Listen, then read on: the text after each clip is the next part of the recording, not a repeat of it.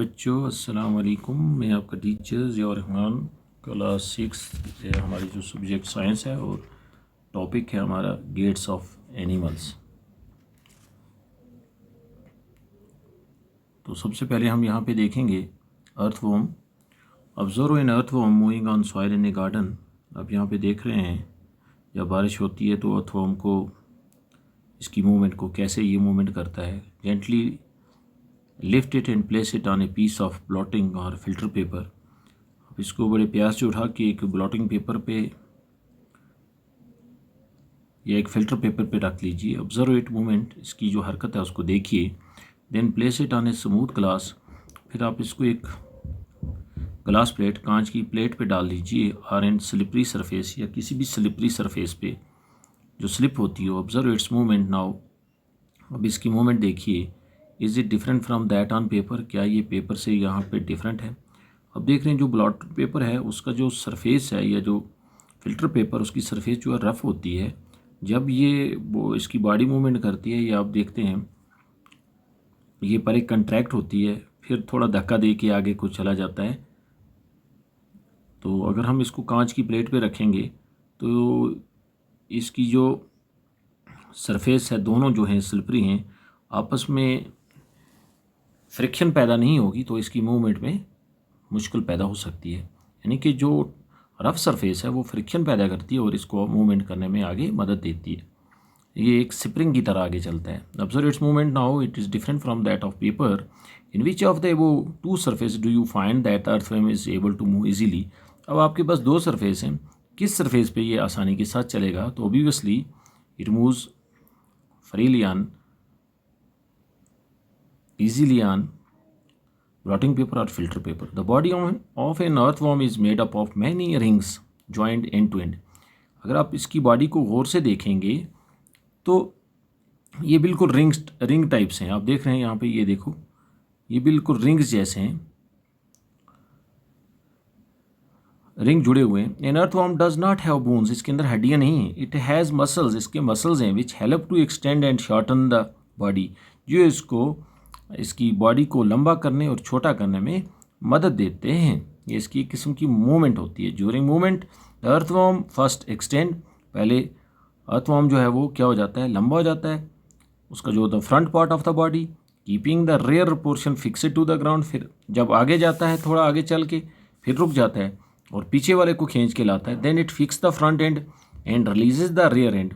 और जो इसका पिछला हिस्सा है उसको फ्री छोड़ देता है और वो खिसक के आगे चला जाता है। इट है then shortens the body and pull the rear end forward.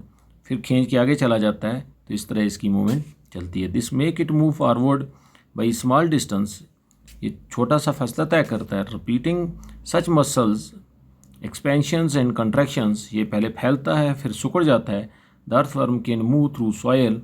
मिट्टी पे भी वैसे चलता है। इट्स बॉडी सक्रीट से स्लिमी सबस्टेंसेज। इसकी जो बॉडी है उससे एक स्लिमी सबस्टेंस, स्लिप करने वाला एक सबस्टेंस निकलता है टू हेल्प द मूवमेंट, जो इसको हरकत करने में मदद देता है। तो how does it fix parts of its body to the ground? ये ज़मीन के साथ अपने बॉडी को किस तरह फिक्स करता है? Under its body it has a large number of Tinni bristles. इसके बॉडी के ऊपर छोटे छोटे ब्रिसल्स यानी कि हेयर लाइक स्ट्रक्चर्स होते हैं, बाल की तरह प्रोजेक्टिंग आउट, जो बाहर को निकल रहे होते हैं। The bristles are connected with muscles. जो ये बाल हैं ये इसके मसल्स से जुड़े होते हैं। The bristles help to get a good grip on the ground. ये जो बाल हैं, ये जो ब्रिसल्स हैं, जिसको जो ये क्या करते हैं, ज़मीन के साथ एक अच्छी पकड़ करके रखते हैं। The earthworm actually Yeats it's way through the soil. Earthworm जो है वो मिट्टी से ही अपनी ग़िज़ा को हासिल करता है। Its body then throws away the undigested part of the material that it eats. फिर इसके जिस्म से जो अनडाइजेस्टेड मटेरियल वो बाहर फेंका जाता है। This activity of an earthworm makes the soil more useful for plants. इससे क्या होता है, ज़मीन हमारी अच्छी यूज़फुल यानी कि ज़रखेज़ बनती है। अब हो गया स्नेल। स्नेल को देखेंगे। Collect a snail from a garden. आप एक स्नेल को आपने देखा है, एक बाग से उठा लीजिए। Have you seen the rounded structure it carries on it's back? अब देखते हैं कि इसके एक राउंडेड स्ट्रक्चर इसके पीठ के ऊपर चढ़ा होता है। This is called the shell, इसको शेल कहते हैं। And it is outer skeleton of the snail, ये स्नेल का बाहरी जो है एक ढांचा है जो इसको प्रोटेक्ट करता है। But is not made of bones, वो हड्डी का नहीं है। The shell is a single unit, ये एक सिंगल यूनिट है। And does not help in moving from one place to place, जो इसको एक जगह से दूसरी जगह इसकी मदद नहीं करता। It has to be dragged along.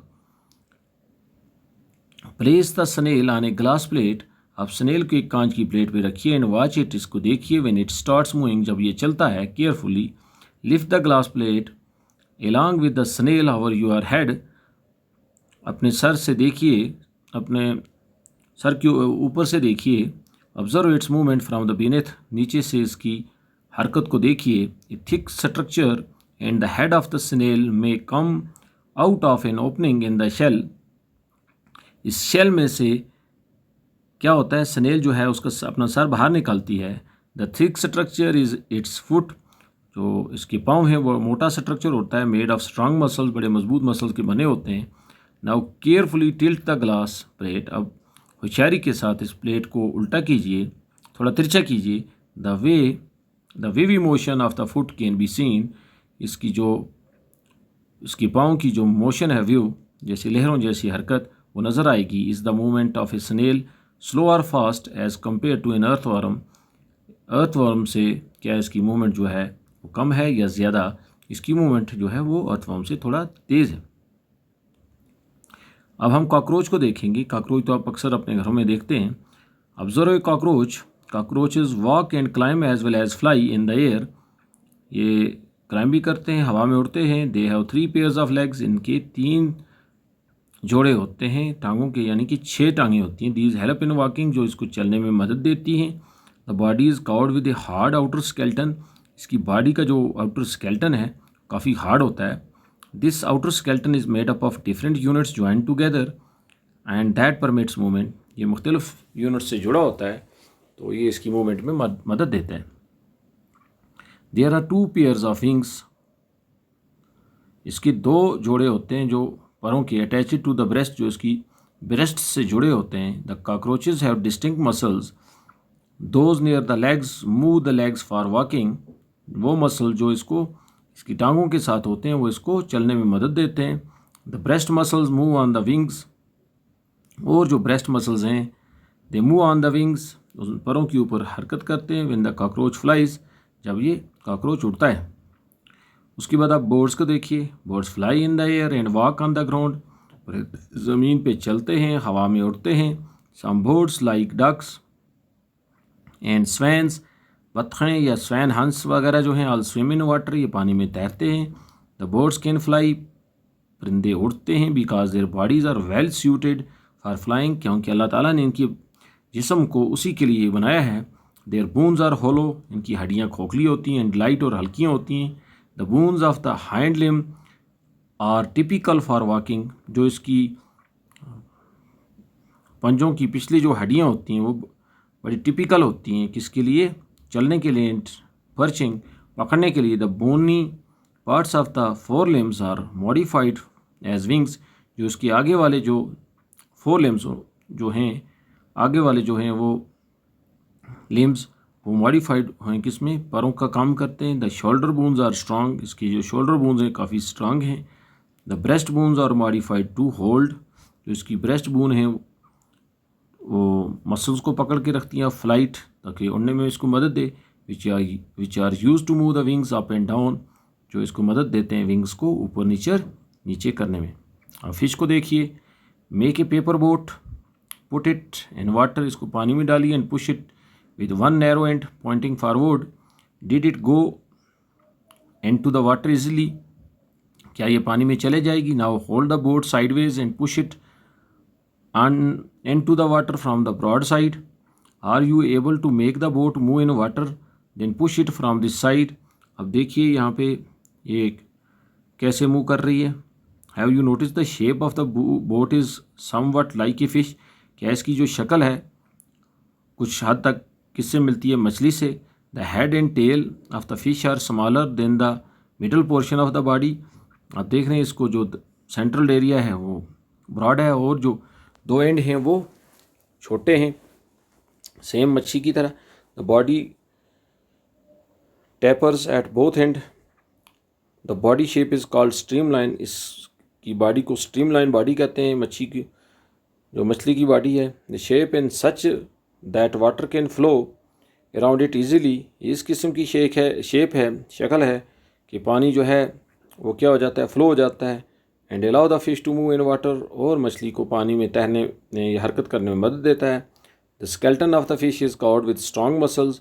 जो इसकी हड्डियाँ हैं वो बड़े मजबूत मसल से जुड़ी हुई हैं। ड्यूरिंग स्विमिंग, जब ये तैरती हैं, muscle make the front part of the body करो।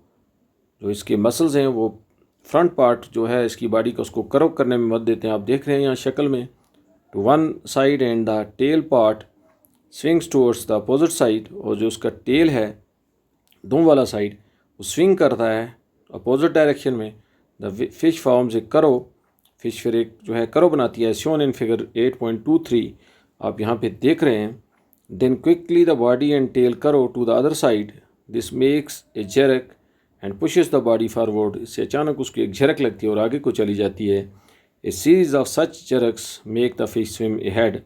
बहुत सारी झलकें दे के ये फिर मछली आगे को बढ़ती है।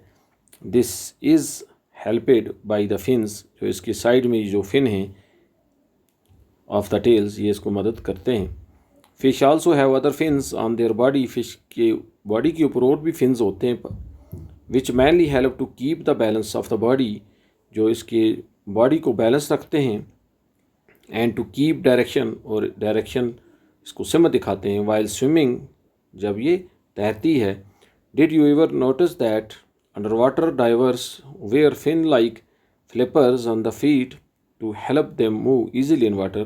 क्या तुमने कभी ये जायज़ा लगाया है, जो सी डाइवर्स हैं, पानी के गोताखोर जो हैं, वो भी इस किस्म की जो फिन लाइक फ्लिपर्स जो हैं, एक यूनिफॉर्म पहनते हैं जो उनके पाँव के साथ जुड़े होते हैं, फिन्स, जो उनको मदद करते हैं पानी में ईजिली मूवमेंट करने में, तैरने में मदद देते हैं। तो उम्मीद है कि आपको ये समझ आया होगा। बाकी अस्सलाम।